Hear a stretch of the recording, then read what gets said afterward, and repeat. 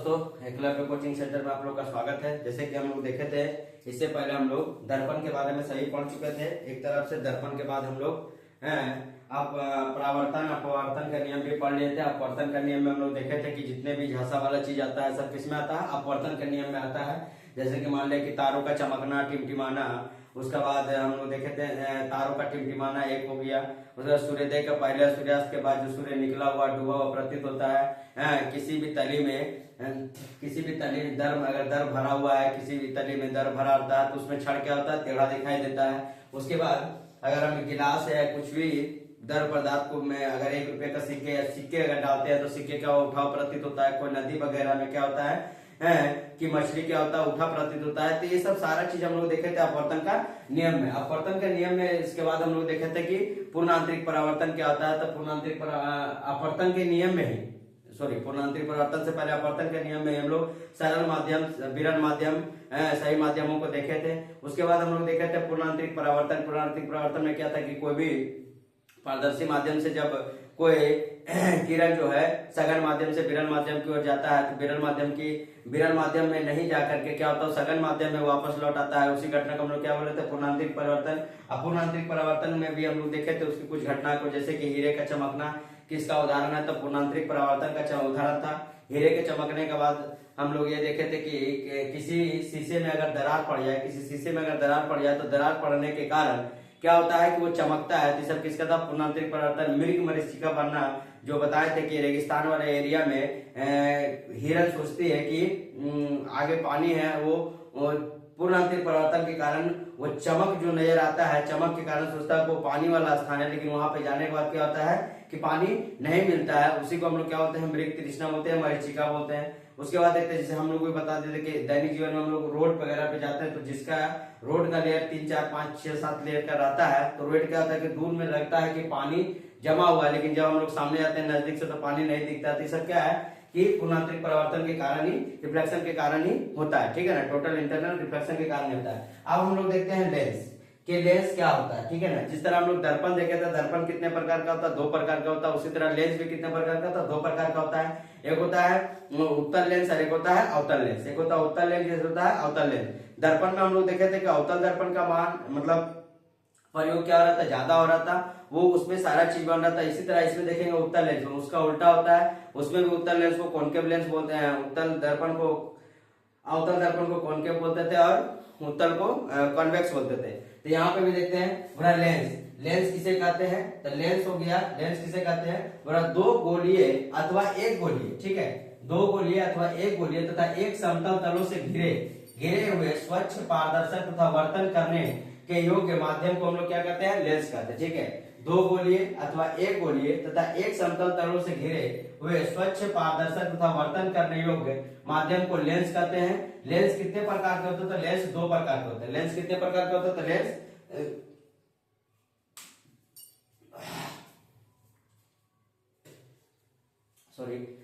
बोला कि लेंस किसे कहते हैं, तो 2 गोलीय अथवा 1 गोलीय अथवा तथा एक समतल तलों से घिरे हुए स्वच्छ पारदर्शक तथा वर्तन करने योग्य माध्यम को लेंस कहते हैं। लेंस कितने प्रकार के होते हैं, तो लेंस 2 प्रकार के होते हैं। एक होता है उत्तल लेंस जिसको कॉन्वेक्स लेंस भी कहते हैं, एक होता है अवतल लेंस जिसे कॉनकेव लेंस कहते हैं। ठीक है, और लेंस कितने प्रकार के, तो 2 प्रकार के होते हैं। एक होता है उत्तल लेंस जिसे कन्वेक्स लेंस कहते हैं, एक होता है अवतल लेंस जिसे कॉनकेव लेंस कहते हैं। तो कॉनकेव उत्तल लेंस किसे कहते हैं, उत्तल लेंस कन्वेक्स लेंस किसे कहते हैं। यह लेंस मध्य में मोटा तथा किनारों पर क्या होता है, क्रमशः पतला होता है। ठीक है, जो कॉनकेव लेंस है, देखिए उत्तल लेंस का उदाहरण हम चित्र बना दिए उत्तल लेंस का, जिसको हम लोग कॉनकेव कहते हैं, कॉन्वेक्स।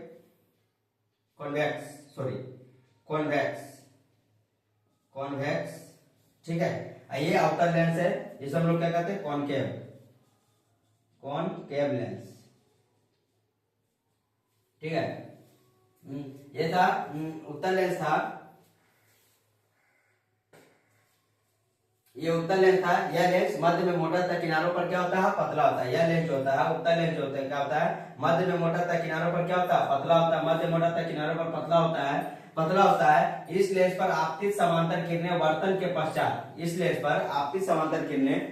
के पश्चात, लेंस के दूसरी तरफ किसी बिंदु पर केंद्रित हो जाती है। लेंस के दूसरी तरफ किसी बिंदु पर क्या होती है, केंद्रित हो जाती है। इसलिए इस लेंस को अभिसारी लेंस कहते हैं, कन्वर्जिंग लेंस कहते हैं। उत्तल लेंस को क्या कहते हैं? कन्वर्जिंग लेंस या तो अभिसारी लेंस। उत्तल लेंस को क्या कहते हैं? कन्वर्जिंग लेंस या अभिसारी लेंस, जो क्या करते हैं? कन्वर्ज करते, जो सबको क्या करते हैं? एक बिंदु पर ला करके खड़ा करते, जमा करते, उसी को हम लोग क्या कहते हैं? कन्वर्जिंग लेंस कहते हैं। कन्वर्ज करना, कन्वर्ज करना, इसे अभिसारी लेंस भी कहते हैं। क्या कहते हैं? अभिसारी लेंस। उत्तल लेंस को कौन लेंस कहते हैं? अभिसारी। उत्तल लेंस को अभिसारी लेंस कहते हैं। उत्तल लेंस को अभिसारी लेंस कहते हैं, कन्वर्जिंग लेंस कहते हैं। अब देखिए उत्तल दर्पण, उत्तल लेंस का हम लोग चित्र देखते हैं। ये मान लीजिए कि प्रकाश की किरण इधर से पड़ रहा है, उत्तल लेंस में पड़ने के बाद क्या होता है? एक जगह फोकसित हो गई है, फिर यहाँ से कोई किरण जा रहा है, यहाँ पर जाके क्या होगा? प्रकाश जब भी उत्तल लेंस के पास जाएगा तो क्या हो जाएगा? पार करते हुए चल जाएगा, लेकिन वो कहाँ? एक जगह पर फोकसित करेगा, जिसको हम लोग यहाँ बोलते हैं कि कन्वर्ज कर रहा है। क्या कर रहा है? कन्वर्ज कर रहा, यहाँ पे कन्वर्ज कर रहा, फिर यहाँ से कोई प्रकाश की किरण जा रहा है, यहाँ पर जाकर ये कन्वर्ज कर रहा। उत्तल लेंस जैसे भी आएगा मतलब क्या हो गया कि अभिसारी लेंस है, कन्वर्जिंग लेंस है। उत्तल लेंस क्या है? अभिसारी लेंस है। कन्वर्जिंग लेंस है, क्या करेगा? एक जगह किसी प्रकाश की किरण को क्या करेगा? एक जगह फोकसित करेगा। जैसे लेजर लाइट से हम लोग देख सकते हैं कि दो लेजर लाइट को अगर सटा करके हम लोग उत्तल लेंस रखेंगे तो दोनों क्या होगा? दोनों से जो लाइटें निकलेगी, उत्तल लेंस रखेंगे के बाद क्या होगा कि वो एक जगह पे जाकर के फोकसित नजर आएगा। यहाँ पे जो दिख रहा है, ठीक है ना? उत्तल लेंस क्या होता है? कन्वर्जिंग लेंस, इसे अभिसारी लेंस भी कहते हैं। हिंदी में भी याद रखिएगा, अभिसारी लेंस किसे कहते हैं? तो उत्तल लेंस को अभिसारी लेंस कहते हैं। उत्तल लेंस को अभिसारी लेंस कहते हैं। अब देखते हैं अवतल लेंस। देखिए अवतल लेंस के चित्र में पता चल रहा है कि कोई प्रकाश की किरण क्या कर रहा है? डाइवर्ज कर दे रहा है। क्या कर दे रहा? डाइवर्ज कर दे रहा, अलग अलग कर दे रहा, अपसरित कर दे रहा, ठीक है ना? ये डाइवर्ज कर दे रहा, ये कौन लेंस है? तो अवतल लेंस है। जो डाइवर्ज करेगा वो कौन लेंस है? अवतल लेंस। जो डाइवर्ज करेगा वो कौन लेंस है? अवतल लेंस है, कॉनकेव लेंस है। जो डाइवर्ज करेगा वो अवतल लेंस है, कौन लेंस है? कॉनकेव लेंस है। बोला कि अवतल लेंस किसे कहते हैं? बोला यह लेंस बीच में पतला होता है, ठीक है?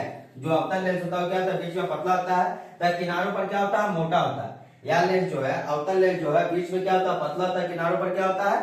मोटा होता है। अवतल लेंस जो क्या है, ये बीच में पतला होता है तो किनारों पर क्या होता है? मोटा होता है। तथा इस लेंस के प्रधान अक्ष पर आपतित समांतर किरणें वर्तन के पश्चात असंतृप्त किरणों में परिणत हो जाती है। मतलब क्या होता है? असंतृप्त हो जाता है, वो एक जगह कन्वर्ज ना होकर के क्या होता है? अपसंतृप्त होता है। और अपसंतृप्त को हम लोग क्या बोलते हैं? असंतृप्त हो गया, इसीलिए इसको बोलते हैं अपसारी। क्या बोलते हैं? अपसारी। क्या हो गया?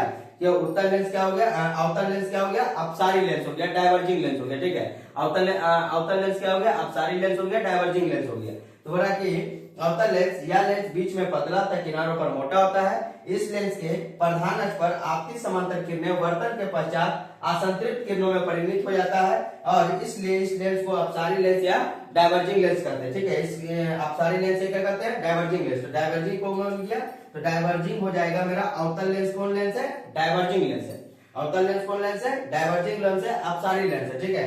यह लेंस बीच में पतला तथा किनारों पर क्या होता है? मोटा होता है। यह लेंस क्या होता है? मध्य में मोटा तथा किनारों पर पतला होता है। ये दोनों का अंतर भी लिखना है तो लिख सकते हैं कि उत्तल लेंस मध्य में मोटा तथा किनारे पर पतला होता है, लेकिन अवतल लेंस बीच में पतला तथा किनारों पर क्या होता है? मोटा होता है। यह एक अभिसारी लेंस है, कन्वर्जिंग लेंस है। यह क्या है? अपसारी लेंस है, मतलब विकृत कर देता है, इसीलिए इसे अपसारी लेंस या डाइवर्जिंग लेंस भी कहते हैं, ठीक है? अब लेंस के बाद हम लोग देखते हैं कि उत्तल लेंस का किन किन कारणों से उनका उत्तल लेंस में जो प्रतिबिंब बनता है, उत्तल लेंस में कैसा बनता है। जैसे हम लोग अवतल दर्पण में देखे थे, आप देखते हैं कि उत्तल लेंस में प्रतिबिंब कैसे कैसे बनता है।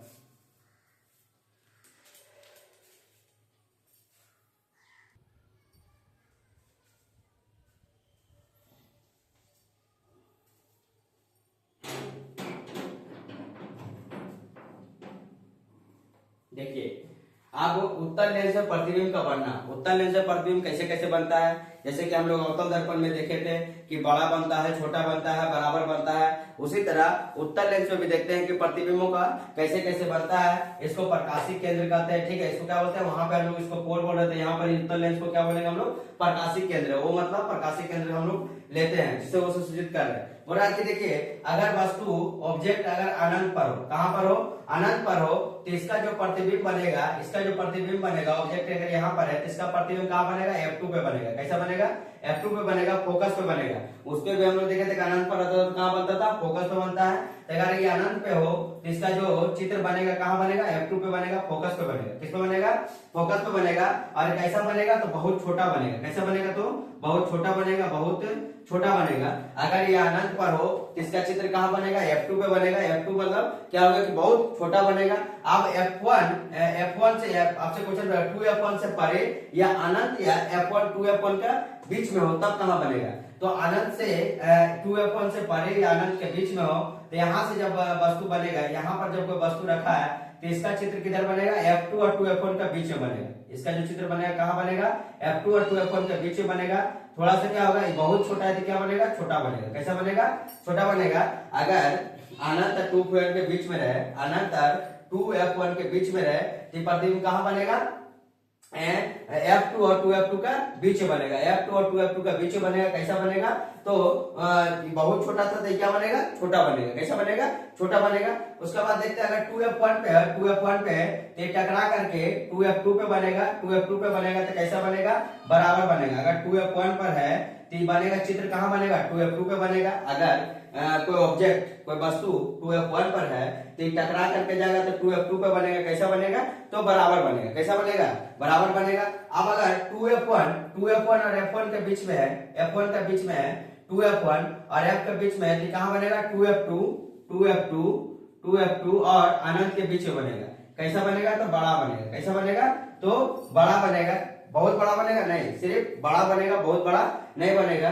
अगर यहाँ पर 2f1, यहाँ पर वस्तु को रखते हैं 2f1 और f के बीच में, 2f1 और f के बीच में रखेंगे तो 2f2 और अनंत के बीच में बनेगा। 2f2 और अनंत के बीच में बनेगा। जैसे देखिए अनंत 2f1 के बीच में रखे तो 2f2 और f2 के बीच में बना था, छोटा बना था। 2f1 पे था तो 2f2 पे बना था। कैसा बना था, बराबर बना था। अगर हम 2f1 या f के बीच में रखेंगे तो कहाँ बनेगा, 2f2 और अनंत के बीच में बनेगा, बड़ा बनेगा। उसके बाद अगर हम f पर रखेंगे, फोकस पर रखेंगे तो कहाँ बनेगा, अनंत पे बनेगा। और अनंत पे बनेगा तो कैसा बनेगा, बहुत बड़ा बनेगा। कैसा बनेगा, बहुत बड़ा बनेगा, बहुत बड़ा बनेगा। ठीक है। अगर हम फोकस पे रखते हैं तो फोकस पे रखने के बाद कहाँ बनेगा, अनंत बनेगा। अनंत बनने का मतलब क्या हो गया, कि बहुत बड़ा बनेगा। और इस सब का प्रकृति जो हमेशा कैसा होगा, इस सब का प्रकृति वास्तविक और उल्टा होगा। वास्तविक और उल्टा, वास्तविक और उल्टा। जिस तरह से हमारी आंखें वास्तविक और उल्टा प्रतिबिंब बनाता है, जिस तरह से हमारी जो आंखें हैं वास्तविक और उल्टा, जैसे हम लोग में कौन सा लेंस लगता है, तो उत्तल लेंस लगा हुआ है जो वास्तविक और उल्टा प्रतिबिंब बनाता है। अगर f और ऑब्जेक्ट जिसको बोलता है प्रकाशीय केंद्र के बीच में रहेगा तो कहाँ बनेगा, लेंस के पीछे बनेगा। कैसा बनेगा, बहुत बड़ा बनेगा। कैसा बनेगा, बहुत बड़ा बनेगा। f और प्रकाशीय केंद्र के पीछे रहेगा तो बहुत बड़ा बनेगा। कैसा बनेगा, तो काल्पनिक बनेगा। काल्पनिक बनता मतलब क्या हो जाता, सीधा। काल्पनिक मतलब क्या हो गया, सीधा। काल्पनिक मतलब क्या हो गया, सीधा बनेगा, बहुत बड़ा बनेगा। काल्पनिक और सीधा बनेगा और क्या होगा, बहुत बड़ा बनेगा। f और ऑब्जेक्ट के बीच में रहेगा। तो ये सारा जिस चीज है आपका किताब में एक एक करके दिया हुआ है, आप एक एक करके निकाल करके देखिएगा। पहले आप क्या करिएगा कि एक उत्तल लेंस लीजिएगा, उसके बाद पहले अनंत पे रखिएगा, यहाँ पर फोकस बनाइएगा। यहाँ से क्या होगा, ऑब्जेक्ट के रखने के बाद क्या होगा, फोकस पे पड़ेगा। कैसा बनेगा, तो बिंदु के समान बनेगा। कैसे बनेगा, बिंदु के समान बनेगा। उसके बाद जैसे हम लोग अनंत और 2f1 के बीच में रखेंगे, अनंत और 2f1 के बीच में रखेंगे, तो अनंत और 2f1 के बीच में रखेंगे तो कहाँ बनेगा, इधर देखते हैं f इधर हो गया 2f1 2f2 और ये अनंत इधर हो गया, अनंत इधर हो गया f2f1 इधर हो गया f। ये क्या है, O है। ठीक है, प्रकाशीय केंद्र है। अब यहाँ से अगर ये दोनों के बीच में रखेंगे 2f1 और अनंत के बीच में रखेंगे तो कहाँ बनेगा, f2 और 2f2 के बीच में बनेगा। जैसे कि हम यहाँ 2f1 और अनंत के बीच में रखते हैं तो कहाँ पे बनता है, f2 और 2f2 के बीच में। f2 और 2f2 के बीच में कैसा बनता है, तो जब अनंत पर था तो फोकस पर बहुत छोटा बनता है, और जब छोटा पर फोकस पर रहेगा तो क्या होगा, और अनंत पे बहुत बड़ा मात्रा में बनेगा। प्रतिबिंब जो बनेगा बहुत बड़ा मात्रा में बनेगा।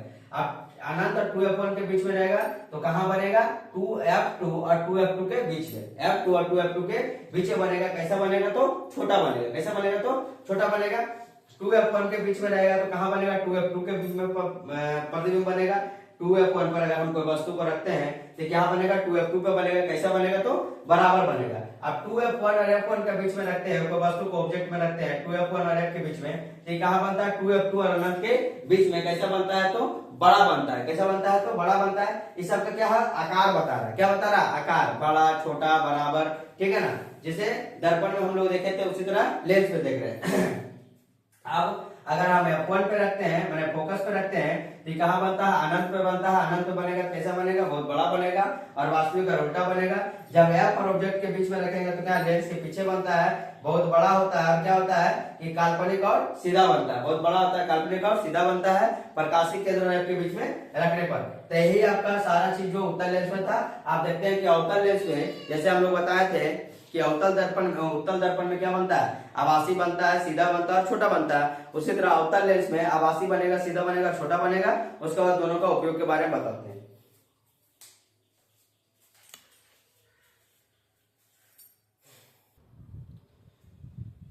अब देखिए अवतल लेंस तो बना प्रतिबिंब, अवतल लेंस तो बना प्रतिबिंब। इससे पहले हम लोग देख लेते हैं उत्तल लेंस तो बना प्रतिबिंब कहाँ कहाँ बनता है। फोकस पे अनंत पे रहेगा तो फोकस पे बनेगा, f1 पर बनेगा। 2f1 और अनंत के बीच में रहेगा तो कहाँ बन रहा था, 2f2 और f2 के बीच में बन रहा था। अगर 2f1 पे है तो कहाँ बन रहा था, 2f2 पे बन रहा था, जो कि बराबर आकार का बन रहा था। उसके बाद अगर 2f1 और f फोकस के बीच में तो कहाँ बन रहा था, 2f2 और अनंत के बीच में बन रहा था। जब फोकस पे रह रहा था तो कहाँ बन रहा था, अनंत पे बन रहा था। सबका आकार कैसा था, कुछ का बड़ा बड़ा, बहुत बड़ा, छोटा, बहुत छोटा, बराबर, ठीक है ना। उसके बाद अगर ऑप्टिकल केंद्र माने प्रकाशिक केंद्र और फोकस के बीच में तो कहाँ था, जिधर लेंस था उधर ही बन रहा था, उधर तरफ बन रहा था, बहुत बड़ा बन रहा था, काल्पनिक बन रहा था। ये सब सारी चीजों को देख लेते हैं। अब अवतल लेंस पे बना प्रतिबिंब हमेशा कैसा होता है, जिस तरह उत्तल दर्पण पे होता है उस तरह अवतल लेंस पे होता है। जिस तरह उत्तल दर्पण उस तरह अवतल लेंस, जिस तरह अवतल दर्पण उस तरह उत्तल लेंस। बस ध्यान रखना, जिस तरह अवतल दर्पण लेना है उस तरह उत्तल लेंस लेना है। जिस तरह उत्तल लेंस लेना है, अवतल लेंस लेना है तो वहां पर उत्तल दर्पण लेना। बस दोनों में अंतर यही है कि दर्पण में अवतल का वैल्यू मिलता है ज्यादा और उत्तल में लेंस में उत्तल दर्पण का वैल्यू मिलता है ज्यादा।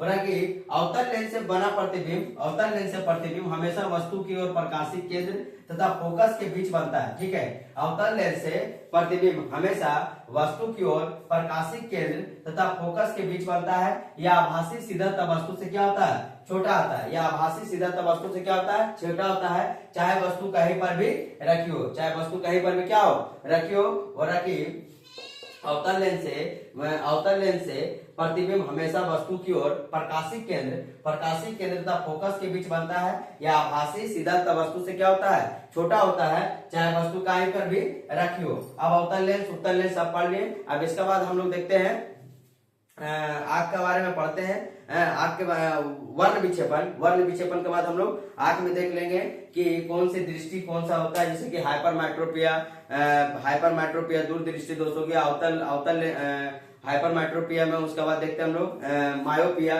तो सारा चीज हम लोग आंख वगैरह का देखते हैं। इससे पहले हम लोग वर्ण विक्षेपण को इसी वीडियो में चलाते हैं।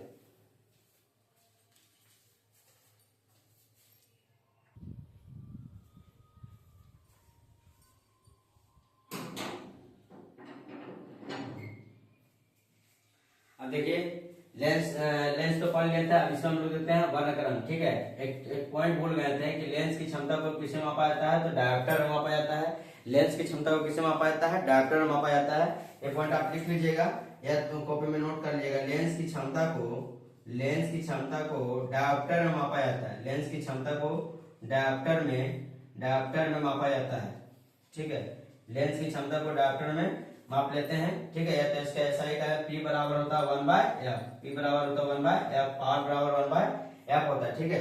अब इसको आराम से कॉपी में नोट कर लीजिएगा, जिसमें लेंस पढ़े थे। अब हम लोग देखते हैं वर्ण विक्षेपण। क्या देखते हैं, वर्ण विक्षेपण देखते हैं। वर्ण विक्षेपण में क्या है कि वर्ण विक्षेपण किसे कहते हैं। सन 1666 ईस्वी में सर आइजैक न्यूटन ने यह देखा था कि सूर्य के प्रकाश में 7 रंग होते हैं। 7 रंगों का सूर्य के प्रकाश में 7 रंगों का स्पेक्ट्रम के द्वारा एक पता किया गया था कि 7 रंगों में 7 रंगे होती है। ये सबसे पहले वर्ण विक्षेपण से पता किया था कौन, सर आइजैक न्यूटन ने 1666 ईस्वी में। आपकी किताब में 1665 किया हुआ, लेकिन 66 ईस्वी 1666 ईस्वी में सर आइजैक न्यूटन ने बताया था तरंगदैर्घ्य के द्वारा। वर्ण विक्षेपण किसे कहते हैं, बोले किसी पारदर्शी माध्यम से, ठीक है। जब कोई पारदर्शी माध्यम से जिसमें प्रकाश क्या हो जाए, पार हो जाए, जिसमें प्रकाश क्या हो जाए, पार हो जाए।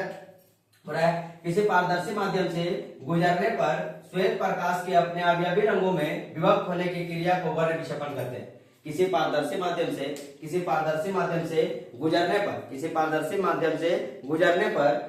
पर श्वेत प्रकाश के अपने अवयवी रंगों को विभक्त होने में श्वेत प्रकाश को अपने अवयवी रंगों में विभक्त होने की क्रिया को वर्ण विक्षेपण कहते हैं।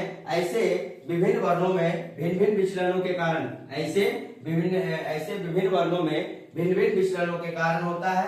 विभिन्न तरंगदैर्घ्य के प्रकाश की चाल भी क्या होती है, भिन्न भिन्न होती है। विभिन्न तरंगदैर्घ्य के प्रकाश की चाल क्या होती है, भिन्न भिन्न होती है, क्योंकि सही प्रकाश की जो तरंगदैर्घ्य होता है वो क्या होता है, अलग अलग होता है। प्रकाश की चाल क्या होता है, अलग अलग होता है, ठीक है ना। जो रंगों का तरंगदैर्घ्य होता है अलग अलग होता है, प्रकाश की चाल भी क्या होती है, अलग अलग होती है। बोला कि जब श्वेत प्रकाश की प्रिज्म से गुजारा जाता है, किस प्रकाश को, श्वेत प्रकाश को प्रिज्म से, जब श्वेत प्रकाश को प्रिज्म से गुजारा जाता है तो प्रिज्म से निकलने पर चित्रानुसार प्रकाश के 7 रंग विभक्त होते हैं। कितने रंग विभक्त होते हैं, 7 रंग विभक्त होते हैं। जैसे मान लीजिए एक प्रिज्म है, यहाँ से जब कोई प्रकाश को गुजारेंगे तो यहाँ से कितने रंगों में विभक्त हो जाएगा, 7 रंगों में विभक्त हो जाएगा। कितने रंगों में, 7 रंगों में विभक्त हो जाता है। 7 रंगों में विभक्त होने को हम लोग क्या कहते हैं, ठीक है ना। 1 2 3 4 5 6 और एक से गुजार देते हैं तो 7 रंग। एक प्रिज्म लेते हैं, अब प्रिज्मों से जब प्रकाश को गुजारा जाता है तो कितने रंगों में विभक्त होते हैं, 7 रंगों में विभक्त होते हैं। 7 रंगों में विभक्त होते हैं। मानिए यहाँ से कोई प्रकाश की किरण को हम लोग,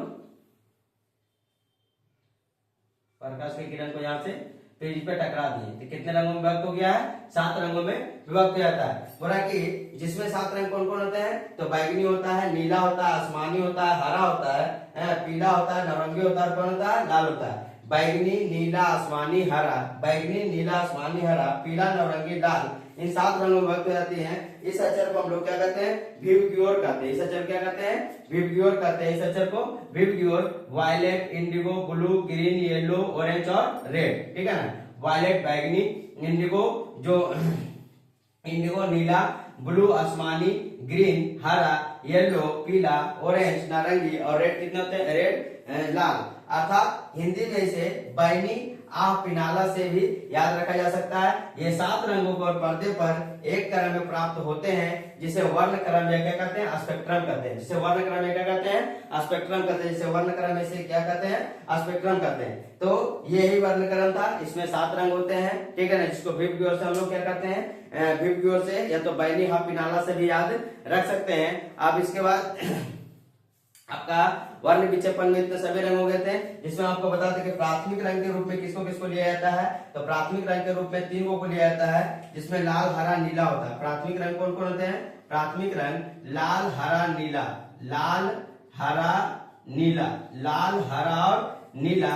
लाल हरा और नीला कौन रंग है, प्राथमिक रंग है। अब प्राथमिक रंग से मिल करके जो और रंग बनते हैं उसे हम लोग द्वितीयक रंग कहते हैं। प्राथमिक रंगों से मिल करके जो रंग बनते हैं उसे हम लोग क्या कहते हैं, द्वितीयक रंग कहते हैं। प्राथमिक रंगों में देखा जाता है कि लाल और पीला मिला देने से क्या हो जाएगा, पीला और लाल मिला देने से क्या हो जाएगा, नीला और लाल मिला देने से क्या हो जाएगा, ये सब सारा चीज होता है। उसके बाद प्राथमिक रंग हो गया, द्वितीयक रंग हो गया। अब सभी रंगों को अलग अलग तरंगदैर्घ्य होता है। जैसे कि अगर सबसे ज्यादा तरंगदैर्घ्य देखा जाए तो लाल को उपयोग करते हैं। सबसे ज्यादा तरंगदैर्घ्य कौन किसका होता है, लाल का होता है। उसका बाद किसका होता है, लाल। जैसे पीछे से चलते चल जाएंगे, पहले क्या हो जाएगा, अगर हम विबग्योर लिख देते हैं, इसको एक बार मिटा देते हैं पहले, ठीक है। आप इसको स्क्रीनशॉट ले लिया तो कॉपी में नोट कर लीजिएगा।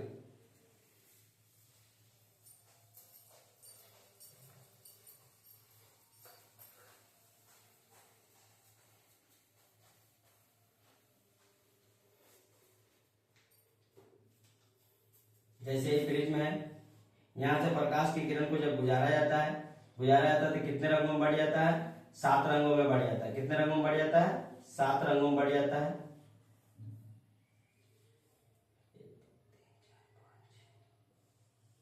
7 रंगों में बढ़ जाता है। इसको लिख देते हैं VIBG, इधर नीचे से लिख दीजिए सबसे अच्छी, VIBGYOR, ठीक है ना। अब तरंगदैर्घ्य देखा जाए तो नीचे का जो तरंगदैर्घ्य होता है, वायलेट का तरंगदैर्घ्य जो होता है, जो क्या होता है, सबसे कम होता है। और रेड का तरंगदैर्घ्य क्या होता है, सबसे ज्यादा होता है। रेड का तरंगदैर्घ्य सबसे क्या होता है, ज्यादा होता है। विचलन सबसे ज्यादा किसका होता है, तो बैंगनी का विचलन सबसे अधिक होता है। अगर तरंगदैर्घ्य का बात करें, तरंगदैर्घ्य तो तरंगदैर्घ्य किसका होता है, तरंगदैर्घ्य सबसे ज्यादा होता है लाल का। किसका होता है, लाल का। और सबसे कम किसका होता है, ये ज्यादा होता है तरंगदैर्घ्य। अब बैगनी क्या हो जाएगा, बैगनी लिख करके लिख देंगे कम, बैगनी लिख करके लिख देंगे कम। विचलन लिख देंगे, विचलन में तो बैगनी का विचलन क्या होता है, ज्यादा। बैगनी का विचलन क्या होता है, ज्यादा। और लाल का क्या होता है, लाल का होता है कम, लाल का क्या होता है कम। तो इसी तरह हम लोग विबग्योर को देख लिए हैं, सभी रंगों को देख लिए। प्राथमिक रंग के रूप में किसको लिखते हैं, तो प्राथमिक रंग के रूप में हम लोग किसको लिखते हैं, लाल हरा और नीला, लाल हरा और नीला, लाल हरा और नीला। अगर हम लोग देखते हैं कि रंगों को मिलाने के बाद, जैसे कि हम लोग यहाँ पे देखते हैं, यहाँ पर अगर लाल ले लेते हैं, लाल, यहाँ हरा, यहाँ नीला, तो मिलाने के बाद क्या क्या बनता है, ठीक है ना। जैसे लाल हरा को मिलाएंगे तो क्या बनेगा, हरा नीला को मिलाएंगे तो क्या बनेगा, लाल और नीला को बनाएंगे तो क्या होगा। उसका बाद अगर बीच में अगर श्वेत बनाना है तो कैसे बनेगा, तो श्वेत बनाने के लिए हम इसको मिलाएंगे, इससे इसको मिलाएंगे, इससे इसको मिलाएंगे, ठीक है ना। तो लाल और नीला मिलाने से मैजेंटा बनता है, लाल और नीला बनाने से क्या बनता है, मैजेंटा बनता है। हरा और नीला मिलाने से क्या बनता है, तो मयूर पीला बन जाएगा। लाल हरा नीला, लाल हरा नीला, लाल हरा और नीला, ठीक है। लाल हरा और नीला, लाल और नीला मैजेंटा, मयूर पीला। और हरा और लाल को मिलाने से क्या बन जाएगा, तो पीला बन जाएगा। हरा और लाल को मिलाने से क्या बन जाएगा, पीला बन जाएगा। आगे क्या हो गया कि जो प्राथमिक रंग था लाल हरा नीला, इसमें बनाए लाल और हरा बनाए तो क्या बन गया, पीला। लाल और हरा मिला तो क्या बन गया, पीला। हरा और नीला मिलाएंगे क्या बन जाएगा, मयूर पीला। लाल और नीला मिलाएंगे तो क्या बन जाएगा, मैजेंटा। अब जैसे पीला और नीला मिलाएंगे तो क्या बन जाएगा, श्वेत। पीला और नीला मिलाएंगे तो बन जाएगा श्वेत। लाल और मयूर पीला मिलाएंगे तो बन जाएगा श्वेत। और हरा और मैजेंटा मिलाएंगे तो बन जाएगा श्वेत। तो यहाँ तक आपका वर्ण विक्षेपण में जितने भी रंग थे, इन रंगों को हम लोग पढ़ा दिए। रंग भी समझ में, रंग भी बता दिए हैं, वर्ण विक्षेपण भी बता दिए और लेंस को भी बता दिए। अब इसके बाद हम लोग सिर्फ आग बचाएंगे। उसके बाद जितने भी लाइट के क्वेश्चन आंसर उसको हम लोग पूरा करेंगे। आप अगर वीडियो आपको अच्छा लगे तो आप जल्दी दोस्तों के पास शेयर करिएगा। अगर आपको कोई त्रुटि लगे, कुछ समझना है तो जरूर आप कमेंट करके बताइएगा, हम इसको और सुधार करने की कोशिश करेंगे। इसके लिए धन्यवाद।